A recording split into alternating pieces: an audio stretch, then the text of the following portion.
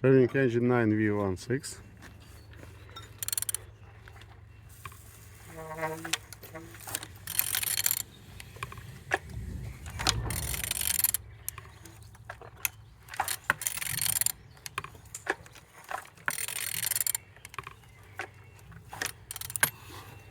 All turning good, all compression complete, and the front all looks nice, no damages. And this side all looks good, as you can see. That's all looking good, starter looking good as well. And on the back side all looks like so.